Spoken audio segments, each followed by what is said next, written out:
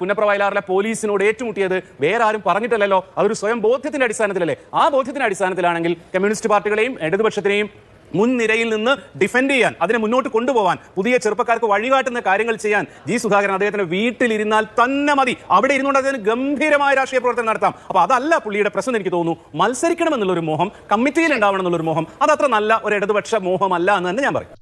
അത് വഴിയേ അറിഞ്ഞോളൂ. പുതുമുഖങ്ങൾക്ക് വേണ്ടിയിട്ട് സീനിയർ നേതാക്കന്മാർ മത്സരരംഗത്ത് നിന്ന് മാറി നിൽക്കുന്ന ഒരു നല്ല മാതൃകയാണ്. ഒരു തർക്കവും എനിക്ക് ആ കാര്യത്തിലില്ല. പക്ഷേ അത് കേരളത്തിലെ എല്ലാ സംഘടനകൾക്കും എല്ലാ സ്ഥലങ്ങളിലും വേണം. അത് നമ്മുടെ ധർമ്മടത്തുള്ള DYFI നേതാക്കന്മാർക്ക് അവസരം കിട്ടണം. ടേം വ്യവസ്ഥയ്ക്ക് ബദലായിട്ട് അതീതമായിട്ട് പിണറായി വിജയൻ കൊടുക്കുന്ന പരിഗണന മാറ്റിയിട്ട് അവിടുത്തെ ഒരു DYFI നേതാവിനെ മത്സരിപ്പിക്കണം. അതല്ല ഉദ്ദേശം.